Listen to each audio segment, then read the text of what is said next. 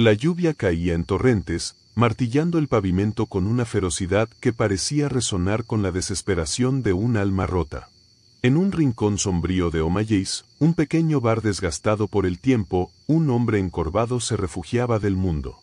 Eric, con el traje arrugado, la corbata suelta y una camisa manchada de café, encarnaba el cuadro perfecto del fracaso. Su vida, que hasta esa mañana parecía precaria, ahora era un completo desastre. Todo había comenzado con una llamada telefónica a las 9 de la mañana. La voz al otro lado de la línea, suave y meticulosamente controlada, entregó el golpe fatal: recortes presupuestarios, despedido. En cuestión de minutos, Eric empaquetó los restos de 15 años de esfuerzo en una caja de cartón y fue arrojado a la calle, bajo un cielo que lloraba con él. La segunda estocada llegó al mediodía, con una llamada de Rachel, su esposa. Su voz, vacilante pero firme, anunció el fin de su matrimonio. No hubo explicaciones largas, ni lágrimas, solo una fría declaración que destrozó lo poco que quedaba de su estabilidad emocional. Ahora estaba solo, sin trabajo, sin hogar emocional, hundido en un abismo que parecía no tener fondo. En O'Malley's, mientras bebía whisky barato en una barra desgastada, buscaba ahogar sus pensamientos en el ardor del alcohol. El camarero, un hombre viejo y callado, le servía sin hacer preguntas, dejando que su cliente se hundiera en su miseria en paz. Fue entonces cuando lo sintió, una presencia, pesada y fría, que lo hizo levantar la vista de su vaso. Un hombre apareció a su lado, demasiado bien vestido para el ambiente deprimente del bar. Su traje gris oscuro era impecable, su cabello relucía como si no conociera el desorden, y sus ojos, oscuros y profundos, irradiaban una inquietante mezcla de autoridad y malicia. Eric sintió una incomodidad creciente, pero no dijo nada. Solo siguió bebiendo. El desconocido no necesitó palabras para hacer que su presencia fuera conocida. Algo en su aura exigía atención. Había en él una energía que parecía atraer y repeler al mismo tiempo. Eric intentó ignorarlo, pero el hombre no estaba allí para ser ignorado. Con movimientos precisos, como si cada gesto estuviera calculado, el extraño lo estudió con la mirada, dejando que el peso de su escrutinio se sintiera como un yunque. Sin previo aviso, el aire se volvió más pesado. Las palabras del extraño, aunque nadie las había pronunciado en voz alta, comenzaron a formar pensamientos en la mente de Eric. Como si alguien estuviera hurgando en sus recuerdos, reviviendo sus fracasos más dolorosos. Una espiral de imágenes y emociones lo envolvió: su despido, el abandono de Rachel, la humillación de haber perdido todo. Era como si el hombre hubiera arrancado los recuerdos de su alma y los estuviera sosteniendo frente a él, exponiendo cada herida. Entonces, una tentación. Una oferta imposible. Eric sintió que su resistencia se tambaleaba mientras las palabras se formaban con claridad: riqueza, poder, éxito, amor. Todo podía ser suyo, todo lo que había perdido y más, si simplemente aceptaba. Frente a él apareció un papel envejecido y una pluma negra. El contrato brillaba con una luz tenue, como si fuera algo vivo, esperando ser firmado. El corazón de Eric martillaba contra su pecho. Había algo profundamente incorrecto en todo aquello, pero al mismo tiempo, la promesa era irresistible. El contrato parecía pulsar, llamándolo, susurrando que todo lo que tenía que hacer era firmar. Su mano tembló mientras alcanzaba la pluma. Entonces, algo dentro de él despertó.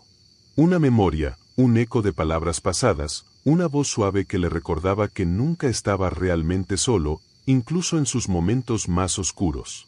Cerró los ojos y dejó que ese pensamiento creciera, aferrándose a él como un náufrago aferrado a un trozo de madera en un mar embravecido. Comenzó a rezar, no con palabras elaboradas, sino con una desesperación cruda y sincera. Era un grito en la oscuridad, una súplica desde lo más profundo de su ser. El ambiente en el bar cambió. La calma glacial del extraño dio paso a una tensión palpable. El contrato, que antes irradiaba promesas seductoras, ahora parecía algo oscuro y retorcido. Eric sintió una presencia detrás de él, cálida y tranquilizadora, como una mano colocada firmemente en su hombro. El extraño se volvió furioso, su fachada de sofisticación se desmoronó, dejando al descubierto algo inhumano y grotesco. El aire se llenó de un rugido gutural mientras el hombre, si es que podía seguir llamándose hombre, trataba de recuperar el control.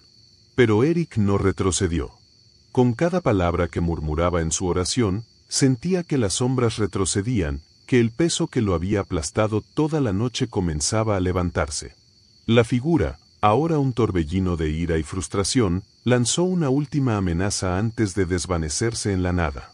El silencio que dejó tras su partida era tan profundo que Eric casi pudo escuchar los latidos de su propio corazón. El contrato y la pluma permanecían sobre la barra, inmutables pero inofensivos, como restos de un mal sueño. Por primera vez en lo que parecían años, Eric sintió algo que había olvidado: esperanza. La tormenta dentro de él había comenzado a disiparse. Tal vez aún no estaba completo, pero ahora sabía que, incluso en sus momentos más oscuros, nunca estaba realmente solo. Las pertenencias de Sara habían llegado en una caja polvorienta, como un fragmento olvidado de su existencia. Mamá insistió en que ya no podía tenerlas cerca, demasiado dolorosas de conservar, dijo. Entre fotografías desvaídas, ropa vieja y baratijas sin valor, una extraña sensación se apoderó de mí, una mezcla de nostalgia, pérdida y algo que no podía nombrar. Al fondo de la caja, un objeto llamó mi atención. Era un disco, descolorido y frío al tacto, como si no perteneciera del todo a este mundo. Starlit Zen, decía el título, apenas legible entre los arañazos de la portada. Recordé vagamente ese nombre, un viejo juego de exploración espacial que Sara solía jugar, pero algo me hizo estremecerme. Había un recuerdo asociado, enterrado en lo más profundo de mi mente. Sara, con el rostro pálido y los ojos desorbitados, suplicándome: «Prométeme que no jugarás más».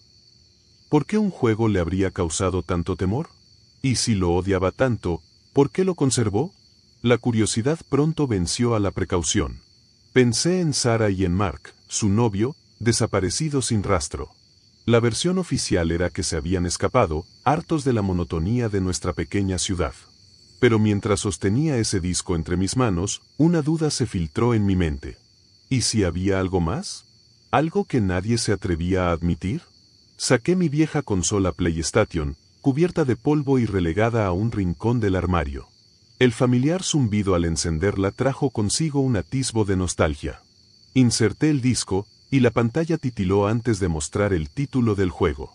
La música que emergió de los altavoces era inquietante, una orquesta cargada de melancolía, cada nota resonando como un eco de algo olvidado. Al iniciar, el juego parecía inocente, incluso maravilloso. Navegué por galaxias generadas al azar, exploré planetas extraños, y encontré maravillas que solo un juego de esa época podía ofrecer. Pero una punzada de inquietud permanecía. Algo no encajaba, como una melodía en la que una sola nota está desafinada. Regresé al sistema de partida, atraído por una compulsión inexplicable.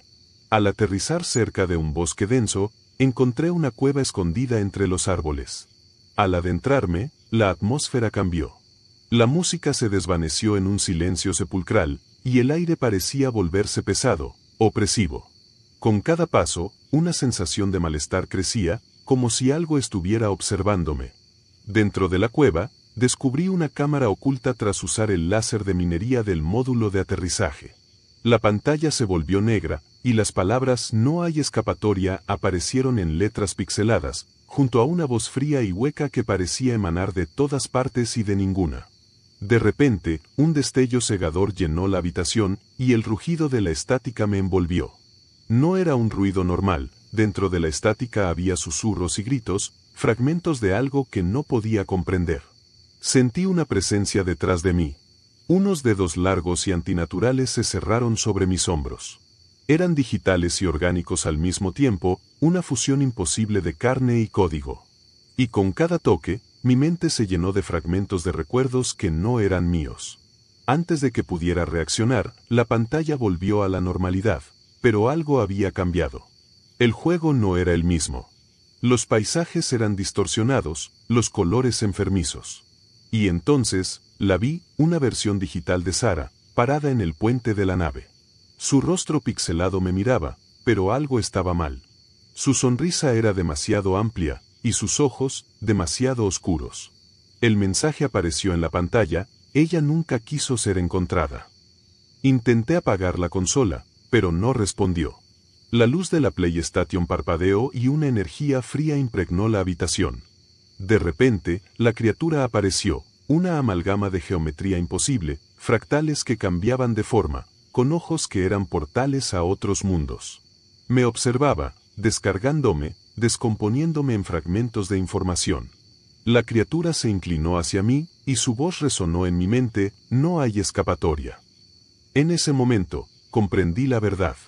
El juego no era solo un juego. Era un portal, una trampa diseñada para consumir almas. Sara no había escapado, estaba atrapada dentro, convertida en una sombra de lo que fue.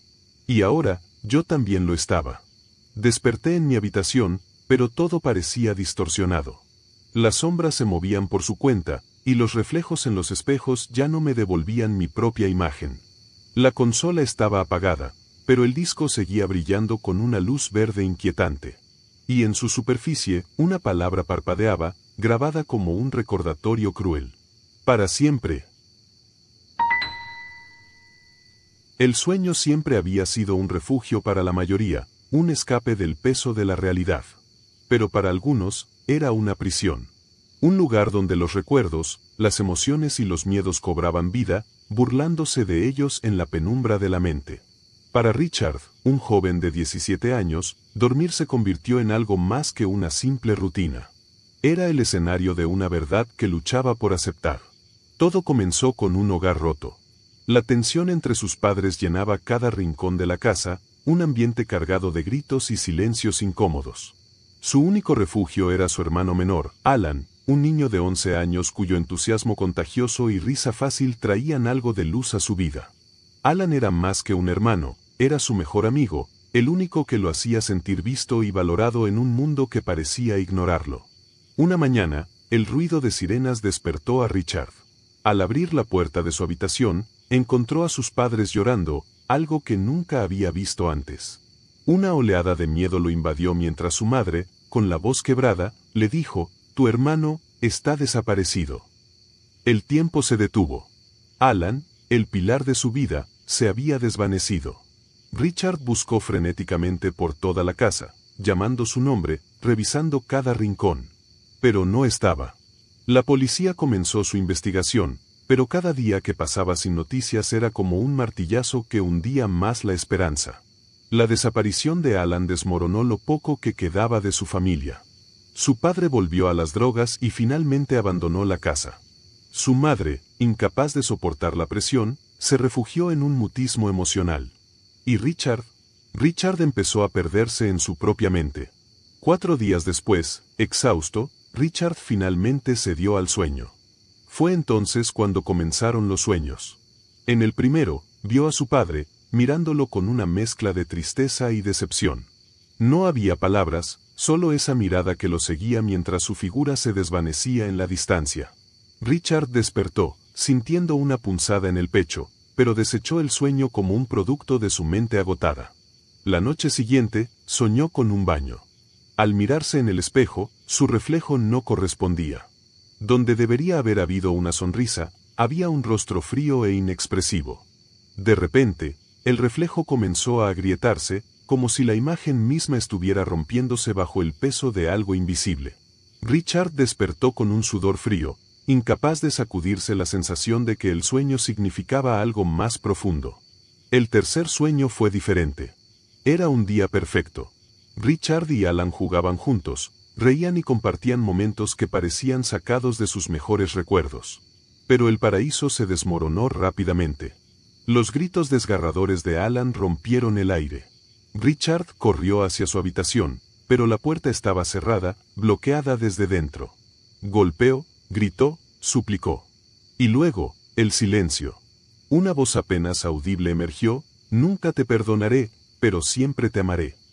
Richard se despertó con el corazón acelerado, un nudo en el estómago y un miedo que no podía sacudirse. Los sueños ya no eran aleatorios. Eran piezas de un rompecabezas que comenzaba a encajar. Durante el día, Los fragmentos de sus sueños lo perseguían. Su mente giraba en círculos, analizando cada detalle, cada símbolo.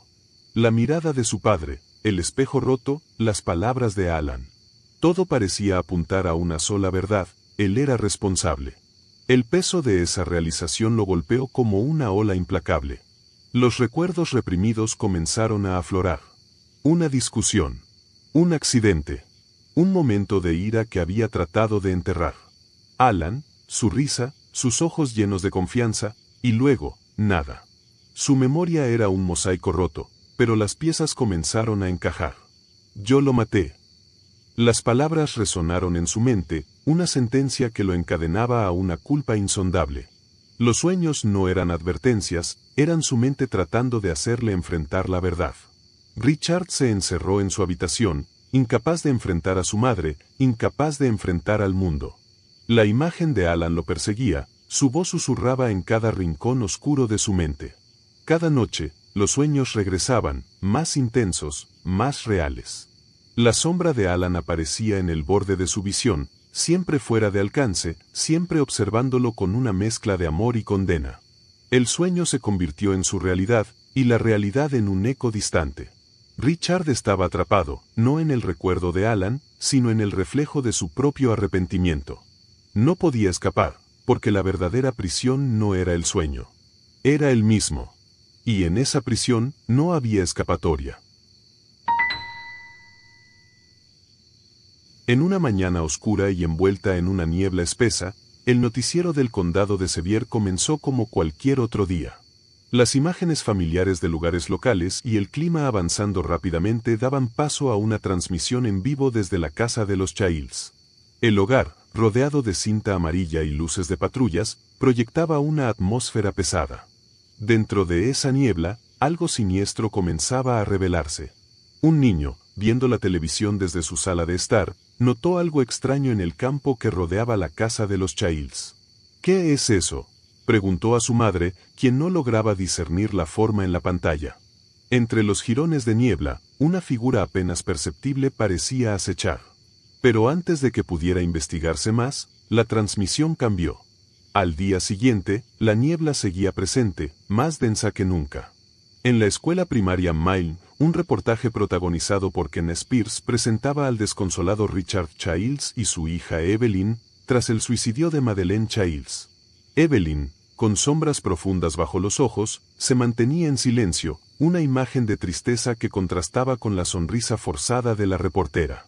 La atmósfera se rompió de repente cuando Evelyn gritó, señalando algo en la niebla. «Es ella. Está aquí». La transmisión se cortó en caos. La figura emergió de la niebla, una presencia que parecía más un recuerdo oscuro que algo tangible. Kenna fue levantada del suelo por dedos helados e invisibles. La cámara cayó al suelo, y la transmisión se apagó con un último destello de luz. En la escuela, los pocos presentes se refugiaron en la biblioteca, dejando a Richard solo en un aula. Richard estaba atormentado. Las palabras de Evelyn resonaban en su mente: «Es ella». Madeleine, su esposa fallecida, parecía estar ahí fuera, liderando las figuras envueltas en niebla que rodeaban la escuela. Las ventanas comenzaron a llenarse de siluetas humanas, sombras que parecían ser devoradas por la niebla. Evelyn, incapaz de contenerse, se acercó a las ventanas llamando a su madre. Fue entonces cuando las ventanas estallaron. El caos reinó. Richard luchó contra una fuerza invisible que lo sujetaba por la garganta mientras los profesores intentaban proteger a los niños. En un acto de desesperación, usó un lápiz afilado, logrando herir a lo que sea que lo atacaba. Pero no fue suficiente. Evelyn fue arrastrada hacia la niebla, y Richard, sin importar el peligro, la siguió. En la niebla, Richard se encontró con Madeleine. Aunque invisible, podía sentir su presencia, guiada por las ondulaciones en el agua estancada bajo sus pies. Las figuras blancas en la niebla se reunieron alrededor, pero algo cambió. Richard comenzó a reír. Una risa amarga, cargada de todos los años de dolor y abuso que había soportado con Madeleine. La risa resonó en la niebla, y las figuras se detuvieron, confundidas. Enfurecida, Madeleine atacó, pero Richard se defendió. Con un último esfuerzo, usó el lápiz para herirla de nuevo.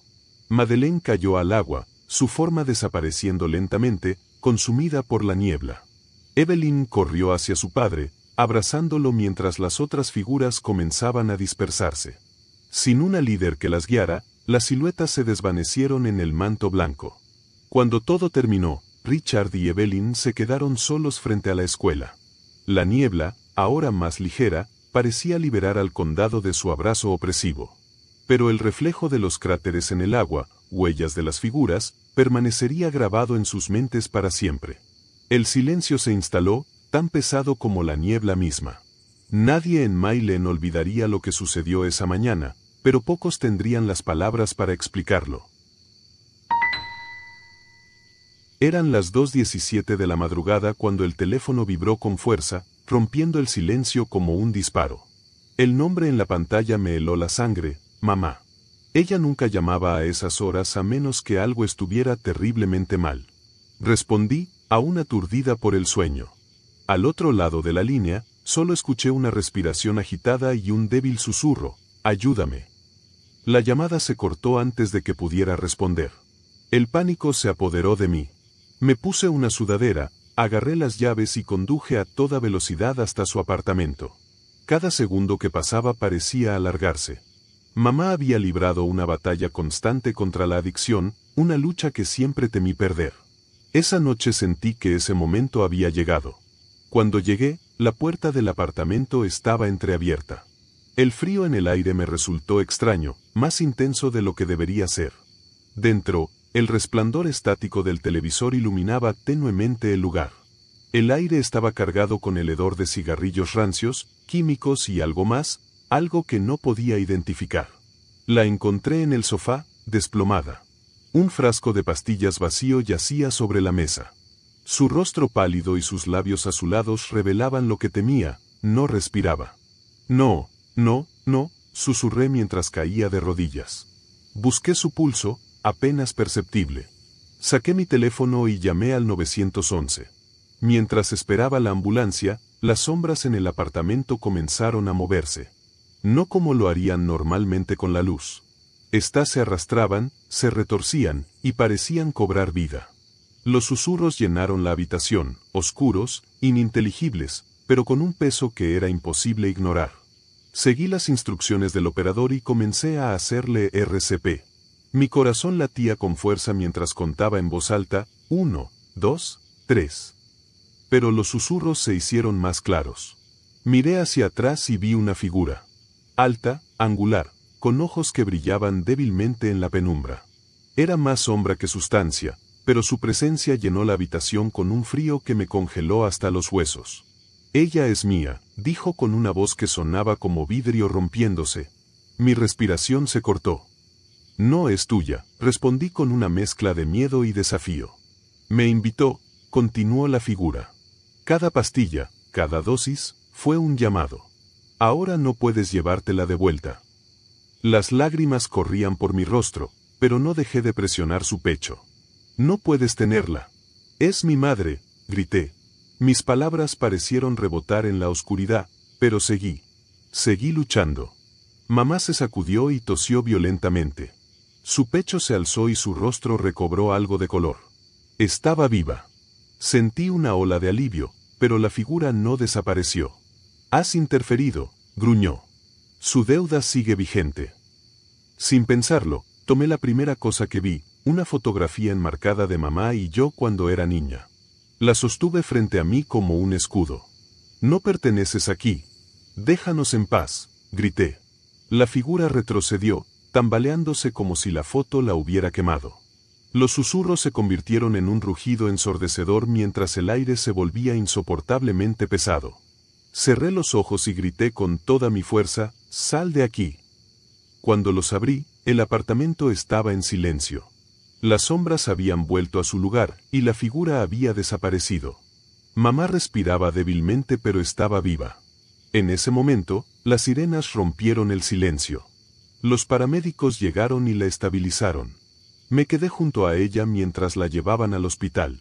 Horas más tarde, mamá abrió los ojos. Su voz era apenas un susurro, pero sus palabras me helaron. Vi algo. Algo oscuro. Me quería. Le apreté la mano con fuerza. No puede tenerte. No mientras yo esté aquí. Esa noche cambió todo. Mamá ingresó a rehabilitación poco después, decidida a luchar como nunca antes. Pero las imágenes de esa figura, los susurros en la oscuridad, y la sensación de frío inhumano aún me persiguen. No sé qué era esa cosa, pero si sé esto, mientras esté viva, lucharé por ella. Porque algunos demonios no se pueden enfrentar solos. Hay una maldición que corre en mi familia, o al menos así lo siento. Vivimos vidas conectadas, compartiendo recuerdos y experiencias que no nos pertenecen. Lo que otros llaman sueños o terrores nocturnos, para nosotros es más real que eso. Hemos sentido el dolor y la alegría de generaciones pasadas como si fueran nuestras, una cadena inquebrantable de recuerdos que no podemos evitar. Mi abuelo solía hablar de los horrores que experimentó durante la guerra, aunque técnicamente nunca estuvo allí. Su padre, un héroe cuya historia aparece en los libros de historia, dejó cicatrices que mi abuelo llevaba como si fueran propias. ¿Sabes lo que es escuchar el grito de una madre cuando su bebé muere en sus brazos?, decía. Esos recuerdos no son míos, pero lo siento como si lo fueran. Yo también he sentido ese peso. Pero nada me preparó para lo que viviría con mi hija, Sara. Sara tenía 4 años cuando ocurrió. Jugaba en el patio trasero de la casa de mi padre, su risa llenando el aire. No sabía cómo identificar una serpiente venenosa, y al pisarla por accidente, la serpiente respondió. Nunca olvidaré su grito cuando los colmillos se hundieron en su pequeño brazo. El médico nos dijo que tuvimos suerte. Aunque la mordida había sido venenosa, la dosis no fue letal. Sara estaba adormecida por la medicación, y me quedé junto a ella, sosteniéndole la mano mientras dormía en el hospital. Me prometí que nada podría dañarla mientras yo estuviera allí. Esa noche, sin embargo, los sueños comenzaron. En mi mente, corría por un bosque denso. Los árboles eran enormes, y todo parecía desproporcionado. Podía escuchar algo en la distancia, pero no lograba distinguir qué era. Me desperté sobresaltado, con la sensación de estar cayendo. Miré a Sara, su mano estaba fría. Los médicos dijeron que era normal, que su ritmo cardíaco estaba siendo controlado para evitar la propagación del veneno. Cuando finalmente la llevamos a casa, estaba agotada. La acosté en su cama, enchufé su luz nocturna de Barrio Sésamo y la besé en la mejilla. Pero esa noche, mientras dormíamos, algo cambió. Me desperté gritando, incapaz de moverme. Sentía un peso enorme sobre mi pecho, como si algo invisible me sujetara. Mi esposa entró corriendo y me sacó de esa pesadilla. Tenemos que irnos. Ahora. Llegamos al hospital, pero ya era demasiado tarde. El médico dijo que había sido una reacción alérgica, algo que no pudimos prever. Todo lo que recuerdo es su pequeña figura en esos pijamas de ositos que tanto amaba, y la manta que su abuela había hecho para ella. Una manta que nunca la dejaría, ni siquiera en la muerte. Los días siguientes fueron un torbellino de decisiones y papeleo. Entramos en la sala de ataúdes de la funeraria, y el tamaño de esos pequeños ataúdes me rompió por completo. Mi esposa eligió uno rojo, decorado con los personajes de su programa favorito. Sentí que los títeres me miraban con compasión, como si entendieran mi dolor. Pero nada podía ayudar. La noche después del funeral, la lluvia caía y los truenos llenaban el aire. Siempre me ayudaban a dormir, pero no esa noche. Solo podía pensar en el pequeño ataúd que habíamos bajado a la tierra, en el peso insoportable de enterrar a un hijo. Desde entonces, cada noche es la misma. Me duermo con la ayuda de pastillas, pero los sueños nunca me dejan descansar. En ellos, hay oscuridad, un frío insoportable, y la sensación de estar atrapado. Intento gritar, pero no tengo voz. Intento moverme, pero no puedo. Lo peor es la sensación de que estoy con ella, de que estoy viendo el mundo a través de sus ojos, atrapada en un espacio cerrado y sin luz. La oscuridad se siente interminable, como si nunca fuera a terminar. Dicen que lo más difícil para un padre es enterrar a su hijo. Pero eso no es cierto. Lo más difícil es seguir viviendo con el vacío que dejan, con los recuerdos que no se desvanecen, con los sueños que nunca te permiten olvidar.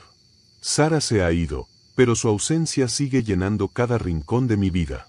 Y todas las noches, mientras me pierdo en esa oscuridad fría, solo deseo una cosa: que pudiera encender una luz, aunque sea solo por un momento.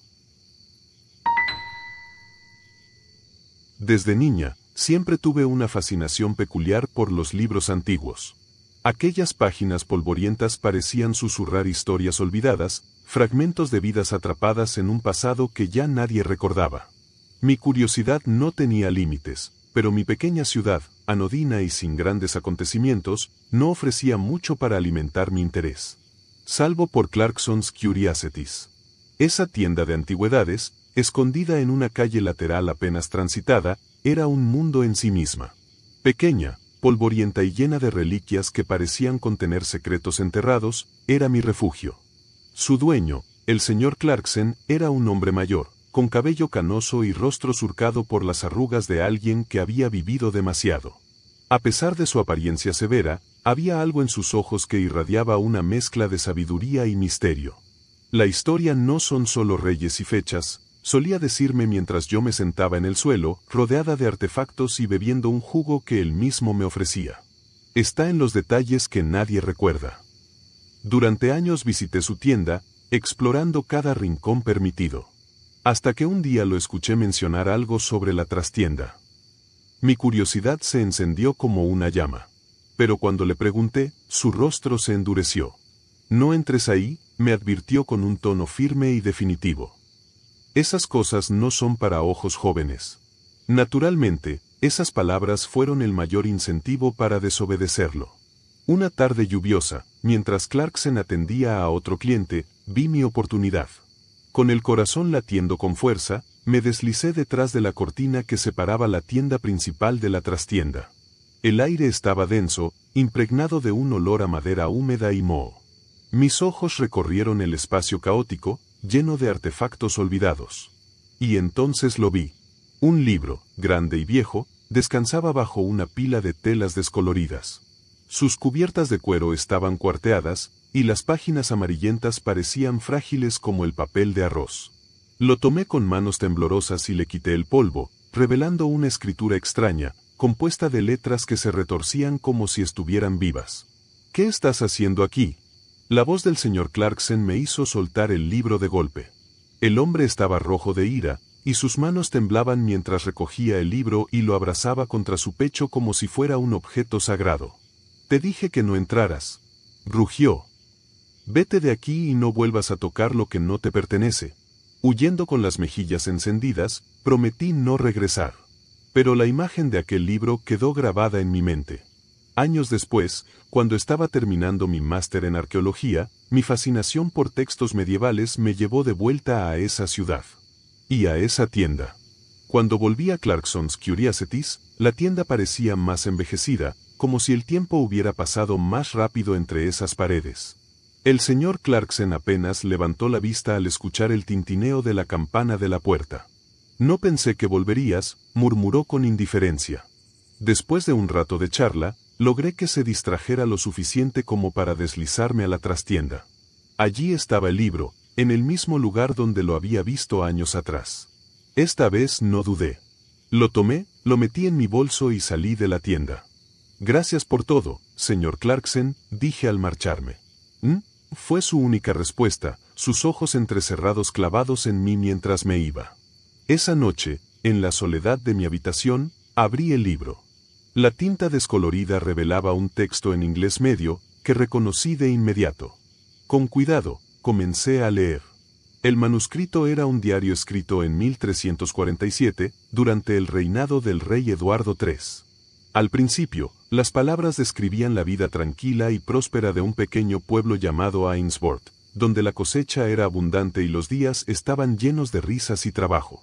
El autor, un joven carpintero, relataba momentos felices con su familia y su amor, Eleanor. Pero a medida que avanzaban las páginas, el tono cambiaba. Primero fue un rumor, una enfermedad que llegaba con las ratas, causando llagas negras y fiebre mortal. Luego, el caos se desató en el pueblo. Las descripciones del sufrimiento eran insoportables, cuerpos retorcidos, llagas supurantes y una muerte que llegaba rápidamente. El autor detalló la llegada de hombres extraños con máscaras en forma de pico de pájaro, los llamados médicos de la peste. Sus acciones eran inquietantes, no curaban a nadie, solo golpeaban a los enfermos con sus bastones y soltaban ratas en las casas. El autor sospechaba que estos médicos no eran salvadores, sino portadores de la plaga, enviados quizás por el propio rey como parte de una siniestra conspiración. El final del diario era un relato desgarrador de desesperación. El joven perdió a toda su familia y huyó con Eleanor, solo para verla sucumbir a la peste. En sus últimas páginas, escribió: que esta maldición persiga a quienes lean estas palabras. Que la plaga consuma sus familias como consumió la mía.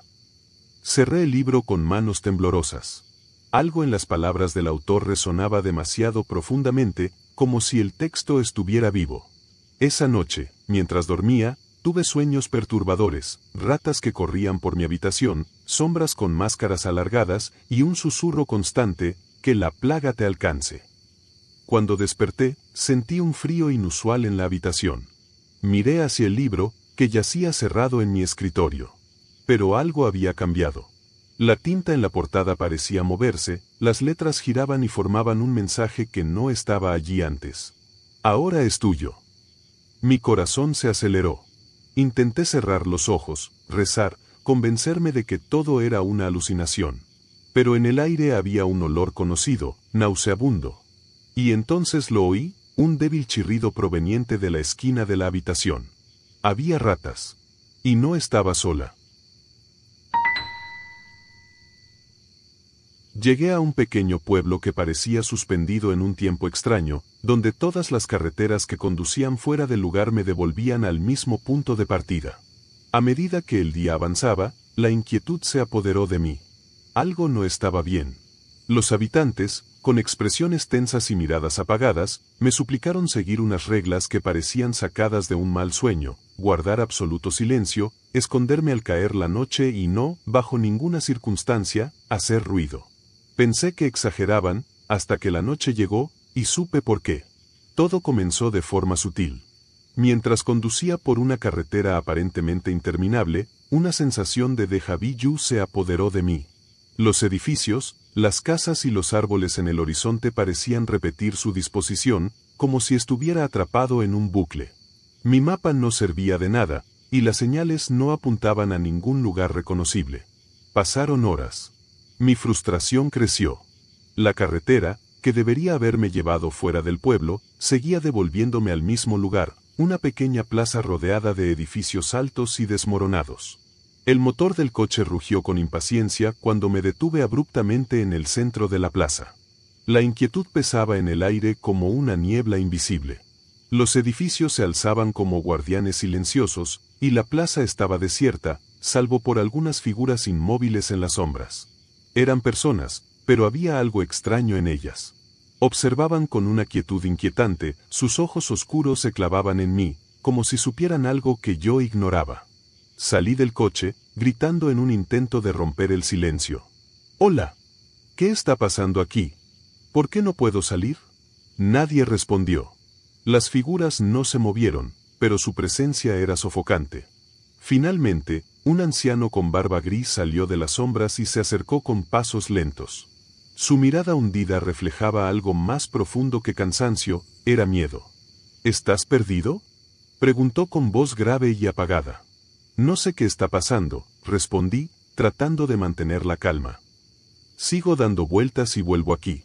El anciano dio un paso más cerca, su rostro tenso. «No deberías estar aquí. Este no es un lugar para forasteros». Me estremecí. «Solo quiero irme. ¿Cómo puedo salir de este lugar?». El anciano negó con la cabeza y susurró con urgencia. «No hay tiempo para explicaciones. Debes venir conmigo ahora». Antes de que pudiera protestar, me tomó del brazo y me guió hacia un estrecho callejón entre dos edificios. El aire era opresivo, cargado de humedad y un olor rancio que me hizo arrugar la nariz. Caminamos rápidamente por el pasaje oscuro, y cada paso que daba sentía que algo invisible nos observaba. Finalmente, el anciano abrió una trampilla oculta en el suelo de piedra y me hizo descender por una escalera de caracol que conducía a un sótano húmedo y mal iluminado.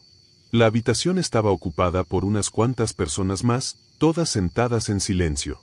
Sus rostros reflejaban un terror indescriptible, y sus ojos parecían hundidos en sombras perpetuas. «¿Qué es este lugar?», Pregunté en voz baja, mi voz apenas era un susurro. El anciano levantó un dedo, indicándome que guardara silencio. Luego, con voz baja y entrecortada, explicó. Cuando cae la noche, los cazadores salen. No pueden verte, pero oyen absolutamente todo. Si haces ruido, te encontrarán. Mis manos comenzaron a temblar. ¿Qué cazadores? ¿Qué son? El anciano negó con la cabeza. No sabemos exactamente qué son, pero sí sabemos lo que hacen. Si te oyen, te llevarán. La linterna parpadeó, proyectando sombras danzantes en las paredes del sótano. El silencio en la habitación era absoluto, como si el aire mismo temiera moverse. Todos los presentes parecían congelados en el tiempo, evitando cualquier movimiento que pudiera delatarlos.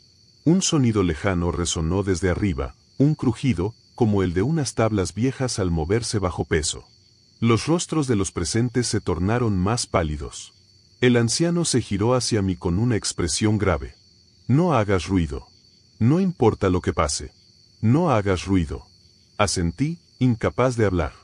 Mi corazón martillaba en mi pecho, tan fuerte que temí que ellos pudieran oírlo también. Un ruido sordo más fuerte retumbó desde el piso de arriba, seguido de un leve sonido de garras raspando contra la madera. El anciano susurró. Han llegado. El aire se volvió más pesado, casi irrespirable. Las garras seguían raspando, cada vez más cerca. Una presencia opresiva llenó la habitación, como si los cazadores estuvieran justo sobre nosotros, esperando el más mínimo sonido. Un crujido repentino en la puerta del sótano hizo que todos contuviéramos la respiración. Mi mente gritaba que corriera, que hiciera algo, pero mi cuerpo estaba paralizado por el miedo. Los pasos en el piso superior se detuvieron, y el silencio se hizo aún más profundo. Un leve gemido escapó de la mujer sentada en la esquina. Fue apenas audible, pero el efecto fue inmediato. Desde arriba, se oyó un gruñido bajo y gutural, seguido por el sonido de algo golpeando violentamente contra la puerta del sótano. El anciano se movió rápidamente, abriendo una puerta secreta en la pared trasera. ¡Rápido! ¡Por aquí! Nos empujó hacia un pasadizo angosto, oscuro y con un olor penetrante a moho. Las garras arañaban la madera con más intensidad ahora, y el sonido de un grito inhumano resonó en la distancia. Mi corazón latía con fuerza mientras avanzábamos a toda prisa por el pasaje, con la sensación de que el peligro estaba justo detrás de nosotros. El pasillo parecía interminable, cada paso era una lucha contra el miedo que me paralizaba. Finalmente, llegamos a una caverna oculta, iluminada por un tenue resplandor que emanaba de alguna fuente invisible. El anciano me empujó hacia una esquina y susurró. «Quédate aquí. No te muevas. No hagas ruido». Podía escuchar el eco de los cazadores en la distancia, sus garras arañando la piedra, sus gruñidos reverberando en la oscuridad. La tensión en el aire era insoportable. Sabía que nos estaban buscando, y si nos encontraban, sería el final. No podía permitirme rendirme. No mientras las criaturas estuvieran al acecho. Cada fibra de mi ser gritaba que descansara, que cediera al agotamiento, pero la amenaza de los cazadores era demasiado real. Apreté la mano contra mi herida, sintiendo la calidez pegajosa de la sangre que empapaba mis dedos. El dolor punzante me mantenía anclado a la realidad. Todavía estaba vivo, y mientras lo estuviera, había esperanza. El anciano me observaba con preocupación. Aunque sus labios permanecían apretados, sus ojos delataban el temor que lo consumía. Nos rodeaba un silencio opresivo, roto únicamente por el distante eco de las garras rasgando piedra. El sonido se hacía más fuerte con cada momento que pasaba. «No hagas ruido», murmuró el anciano con voz apenas perceptible. Asentí, tragándome el pánico que se acumulaba en mi garganta. A pesar del dolor, sabía que el menor sonido podría atraer a las criaturas hacia nosotros. La cueva era fría y húmeda, con un hedor rancio que parecía impregnar cada rincón. El aire era pesado, cargado de un extraño malestar que no podía identificar. Cada paso que dábamos por el oscuro pasadizo resonaba en mis oídos como un tambor, a pesar de nuestros intentos de movernos en silencio. El anciano me ayudó a avanzar, su agarre firme en mi brazo, mientras trataba de sostenerme. Mis piernas temblaban por el esfuerzo, débiles por la pérdida de sangre, pero no podía permitirme detenerme. No con los cazadores tan cerca. Sigue adelante, murmuró el anciano. Estamos cerca. No respondí, reservando cada pizca de energía para mantenerme en pie. El miedo que sentía era como un peso aplastante, empujándome hacia el suelo. Pero sabía que no podía rendirme. No ahora. Finalmente, llegamos a una cámara más amplia, iluminada por una tenue luz natural que se filtraba a través de pequeñas grietas en el techo. Las paredes de piedra húmeda brillaban con un resplandor fantasmal, y el aire era más frío aquí, más pesado. El anciano me condujo hacia una esquina, donde nos sentamos en el suelo helado. Podía oír el eco de los cazadores en la distancia, sus gruñidos y garras rasgando piedra, como un recordatorio constante de que nunca dejarían de buscar. Esto es más grave de lo que imaginaba, dijo el anciano en voz baja, con los ojos fijos en la oscuridad frente a nosotros. Tienes algo diferente. Algo que ellos no comprenden. Por eso no te atacaron como deberían. Lo saben. Saben que eres distinto. Lo miré, intentando procesar sus palabras. El dolor en mi costado era un recordatorio constante de lo cerca que había estado de ser una presa más, pero algo en su tono me hizo dudar. ¿Qué significa eso? Pregunté, con la voz apenas un susurro. El anciano se frotó las manos nerviosamente, evitando mi mirada. Significa que eres una anomalía. Alguien que no encaja en su sistema. Los cazadores se alimentan del miedo, de la sangre. Pero tú, no encajas en su ciclo. Tragué saliva con fuerza. ¿Eso me hace un objetivo más grande? El anciano asintió lentamente. Sí, pero también significa que podría ser la clave para romper esto. Fruncí el ceño, sintiendo una mezcla de incredulidad y miedo. ¿Qué quieres decir con romper esto? El anciano suspiró, como si las palabras fueran un peso que apenas podía cargar. Esta ciudad está maldita, como ya te habrás dado cuenta. Los cazadores no son solo depredadores. Son el resultado de un pacto, un error cometido hace generaciones. Y la única forma de detenerlos es destruir el origen de la maldición. ¿El origen? Repetí, tratando de comprender. Los primeros colonos de esta ciudad hicieron un pacto con una fuerza oscura, explicó el anciano. Pensaron que podrían usar esa fuerza para protegerse, para prosperar. Pero subestimaron el precio. Los cazadores son el resultado de ese pacto. Y la maldición está atada al corazón mismo de la ciudad. Si podemos destruirlo, podemos detenerlos. Para siempre. El peso de sus palabras cayó sobre mí como una losa. Miré las paredes de piedra húmeda a mi alrededor, sintiendo que todo el pueblo estaba observando, escuchando. La idea de destruir la maldición era tan aterradora como tentadora. ¿Cómo llegamos a ese corazón? Pregunté, con la voz tensa. El anciano vaciló antes de responder. Está enterrado en las profundidades, en el lugar donde se fundó la ciudad. Un santuario oculto que alberga el artefacto que mantiene la maldición atada a esta tierra. Pero está protegido por más que los cazadores. Me estremecí. ¿Más? ¿Qué más podría haber? El anciano negó con la cabeza, como si ni siquiera quisiera ponerlo en palabras. Los ecos de los primeros colonos. Sus almas atrapadas en la maldición. Ellos protegen el artefacto, asegurándose de que nadie interfiera. El silencio que siguió fue ensordecedor.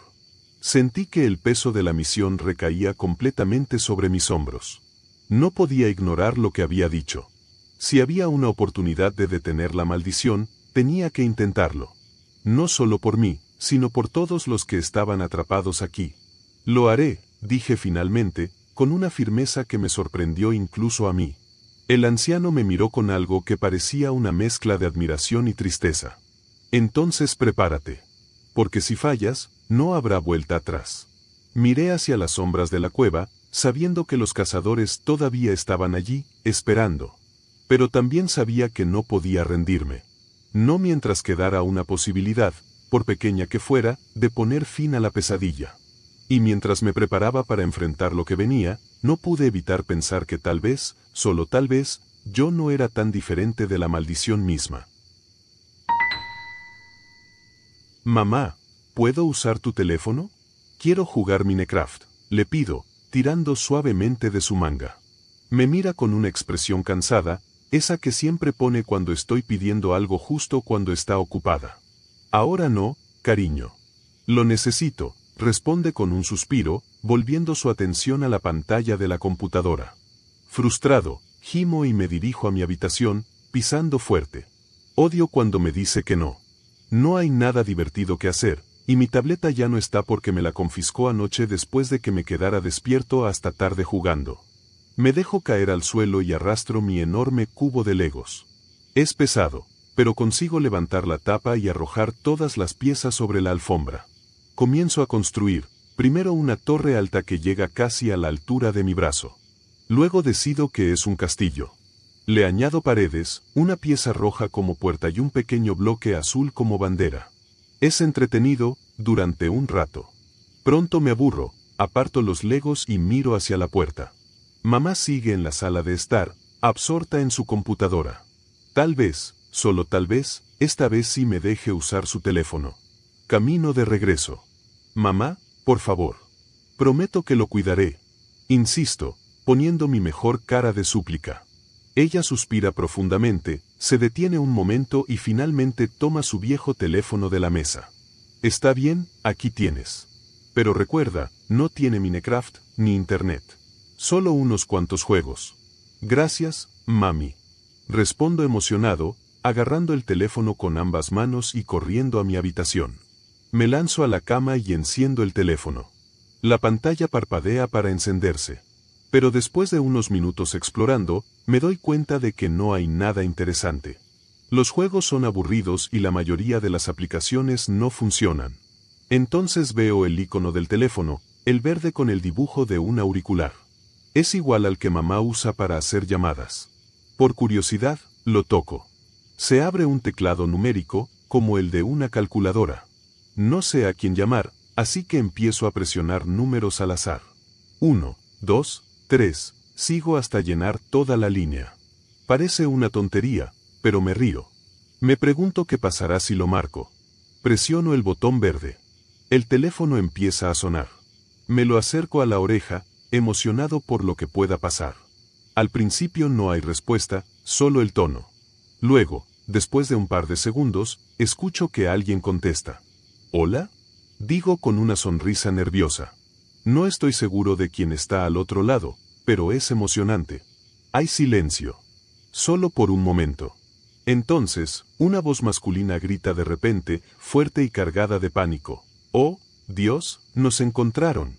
El sonido es tan fuerte y repentino que casi dejo caer el teléfono. Lo agarro con fuerza y me siento más erguido en la cama. De fondo escucho lo que parece ser un caos. Pasos apresurados, cosas cayendo, voces gritando en un revoltijo de palabras que no entiendo. Es como si hubiera un alboroto total al otro lado de la línea. Trago saliva, mi corazón late rápido y fuerte. ¿Hola? Repito, esta vez más bajo, con la voz temblorosa. Nadie responde. La voz del hombre sigue gritando algo, y las carreras parecen acercarse. Oigo un fuerte estruendo, como si algo pesado se hubiera derrumbado, y un grito que corta el aire. El sonido es tan real que me pongo de pie instintivamente, con el teléfono todavía pegado al oído. El ruido continúa durante lo que parecen minutos, aunque sé que solo han pasado unos segundos. Finalmente, todo se detiene. El teléfono emite un pitido y la llamada se desconecta. Miro la pantalla, con un nudo en el estómago. No entiendo qué acaba de suceder, pero me asustó. Me quedo quieto, mirando el teléfono, mis manos temblorosas y mi mente llena de preguntas. Me levanto, sintiendo las piernas pesadas, y camino lentamente hacia la sala de estar. Mamá sigue en su computadora, con la misma expresión concentrada de antes. Terminé con el teléfono, digo en voz baja, extendiéndoselo. Ella me mira sorprendida. ¿Tan rápido? Pregunta, tomando el dispositivo. Asiento y me encojo de hombros. Sí, estaba aburrido, miento, antes de darme la vuelta y regresar a mi habitación. Me siento en el suelo junto a los Legos, pero no puedo concentrarme en construir nada. En mi mente sigo escuchando los gritos, el caos al otro lado de la línea. Intento distraerme, pero cada vez que cierro los ojos, vuelvo a ver esa imagen que mi mente inventó para las voces, sombras corriendo en todas direcciones. Al día siguiente, todo parece volver a la normalidad. Juego en el jardín, persigo al gato del vecino y me pierdo en las ramas de los árboles, fingiendo que soy un superhéroe. Pero cuando vuelvo a casa después del almuerzo, mamá está otra vez ocupada, su viejo teléfono descansando en la mesa. ¿Puedo usar el teléfono otra vez?, le pregunto. Ella asiente distraída. Claro. Solo no lo pierdas. Subo corriendo las escaleras con el dispositivo en la mano. Cuando lo enciendo, algo llama mi atención de inmediato, una notificación en la esquina de la pantalla. Llamada perdida. El estómago se me revuelve. Al abrir la notificación, veo que el número es el mismo al que marqué ayer. No entiendo. El teléfono ni siquiera tiene señal. ¿Cómo podrían haberme llamado? De repente, el teléfono comienza a sonar. Doy un salto y lo dejo caer en la cama. Es el mismo número. El timbre es ensordecedor. Mis manos tiemblan, pero reúno el coraje suficiente para cogerlo. Presiono el botón verde y acerco el teléfono a mi oído. ¿Hola?, pregunto con la voz entrecortada. El crujido de estática llena la línea durante un segundo. Luego escucho algo que me deja helado. Me encontraron. La voz es la mía, pero no soy yo. Fui agente de la policía de carreteras durante 20 años. Durante mi carrera, experimenté todo tipo de situaciones, persecuciones a gran velocidad, tiroteos y momentos en los que estuve cara a cara con la muerte. Sin embargo, nada de lo que viví se compara con lo que sucedió en el verano de 2018. Aquella noche, me encontraba de turno. Las horas nocturnas tienen una manera de amplificar cada sonido y proyectar sombras que hacen que hasta lo más ordinario parezca inquietante. Generalmente, mis noches estaban llenas de infracciones menores, conductores superando los límites de velocidad o detenciones por manejar bajo los efectos del alcohol. Esa noche comenzó como cualquier otra. Estaba estacionado en mi lugar habitual, cerca del kilómetro 62, con el radar en mano y un termo de café descansando sobre el salpicadero. La radio zumbaba suavemente con las comunicaciones rutinarias. Estaba terminando mi segunda taza cuando la radio emitió un mensaje que nunca había escuchado antes. A todas las unidades disponibles cerca de la ruta 18, tenemos un código 10A90. Fruncí el ceño. No conocía ese código. Central, aquí la unidad 504. ¿Podrían aclarar el 10A90? Solo obtuve silencio. Unos segundos después, las coordenadas del lugar aparecieron en la computadora de mi patrulla. Era un punto remoto, lejos de la carretera, adentrándose en el bosque. Intrigado, llamé a mi supervisor. Sargento, me enviaron un mensaje sobre un 10A90 con unas coordenadas. ¿Qué se supone que debo hacer? La respuesta llegó rápida y cortante. Ignóralo, 504. No era para ti. ¿No era para mí? Pero me dieron las coordenadas. Déjalo estar. Vuelve a tu ronda. Dudé, pero obedecí. Las órdenes eran claras, aunque algo dentro de mí me decía que algo no encajaba. Pasé las siguientes horas manejando infracciones menores. A eso de las 3 de la mañana, el cansancio me golpeó y decidí parar en una pequeña tienda de donuts. El lugar era lúgubre, pintura descascarada y un letrero de neón que parpadeaba con un zumbido irregular. Entré y me recibió un hombre tras el mostrador. Su piel era tan pálida que parecía tallada en mármol, y sus dedos, inusualmente largos, se movían con una rigidez antinatural. ¿Qué será?, preguntó con una voz ronca que parecía raspar el aire. Un café y un par de glaseados, por favor. Me entregó el pedido en silencio, pero sus ojos no se apartaron de los míos. Había algo inquietante en su mirada, algo demasiado fijo. ¿Turno largo?, preguntó finalmente, con una sonrisa que no alcanzaba sus ojos. Siempre lo es, respondí, sintiéndome incómodo. Se rió entre dientes, un sonido gutural que me hizo estremecer. Ten cuidado ahí fuera. Nunca sabes lo que podrías encontrar. No dije nada más. Salí rápidamente mientras la campanilla de la puerta resonaba a mis espaldas. Estaba a mitad de camino hacia mi patrulla cuando la radio volvió a encenderse. Ayúdame. La voz era débil, apenas audible, pero inconfundiblemente humana. Mi corazón latió con fuerza. Central, aquí la unidad 504. ¿Alguien emitió una llamada de auxilio? Silencio. Intenté contactar a mi supervisor. Nada. La curiosidad me superó. Ignorando mis mejores instintos, introduje las coordenadas en mi GPS y me dirigí hacia el lugar. El viaje tomó unos 45 minutos. A medida que me adentraba en el bosque, el camino se volvía cada vez más estrecho y sombrío, hasta convertirse en un simple sendero de tierra. Mis faros atravesaban la oscuridad, revelando árboles retorcidos que parecían cerrarse sobre mí. Cuando el GPS anunció que había llegado, me encontraba en medio de la nada. Bajé del coche con mi linterna en una mano y el arma enfundada. El silencio era absoluto, tan profundo que ni siquiera se oían insectos o el susurro del viento. Central, aquí 504. Estoy en las coordenadas. ¿Cuál es la situación? Pregunté por radio. Solo obtuve estática. Di un paso adelante. El suelo bajo mis botas parecía amortiguar cualquier sonido. El aire era denso, cargado de una opresión indescriptible. Entonces, detrás de mí, oí como una ramita se quebraba. Giré rápidamente, iluminando la oscuridad con mi linterna. Nada. ¿Quién está ahí? Grité, desenfundando mi pistola. La radio cobró vida de nuevo, esta vez con un grito desgarrador. ¡Ayúdame! El sonido era ensordecedor, como si resonara dentro de mi cabeza. Solté la radio, llevándome las manos a los oídos. Antes de que pudiera reaccionar, sentí un golpe fuerte en la nuca y todo se desvaneció. Cuando recuperé la conciencia, estaba atado a un árbol. Las cuerdas cortaban mis muñecas y tobillos, y la cabeza me latía de dolor. Ante mí, 3 figuras encapuchadas susurraban en un idioma que no reconocí. Sus voces eran bajas y guturales, como si vinieran de lo profundo de la tierra. Una de las figuras se adelantó. ¿Por qué viniste aquí? Recibí una llamada de auxilio, logré balbucear. ¿Por qué viniste aquí? Repitió con más fuerza, casi rugiendo. Solo estaba haciendo mi trabajo. Grité, con el miedo apretándome el pecho. Mi equipo sabe que estoy aquí. Vendrán por mí. Las figuras intercambiaron miradas y susurros antes de que una de ellas asintiera. Déjenlo ir, ordenó la figura principal. Otra figura cortó las cuerdas y mis manos quedaron libres. Apenas podía mantenerme en pie, pero no me quedé para preguntar. Tropecé hasta mi coche mientras las sombras del bosque parecían cerrarse a mi alrededor.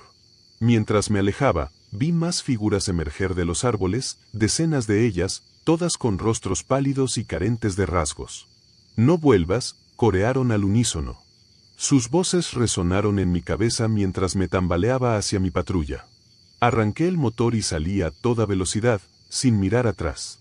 A la mañana siguiente, le conté todo a mi supervisor. Lo descartó como una alucinación provocada por el agotamiento y me envió a casa con licencia. Pero sé lo que vi. Desde entonces, guardé una de mis radios como recuerdo. Y a veces, en las noches más silenciosas, se enciende sola. Ayúdame, susurra una voz. Y, a veces, llama mi nombre. Esta noche, he tomado una decisión. Voy a regresar a ese lugar. Necesito saber la verdad, aunque me cueste todo. Deséame suerte.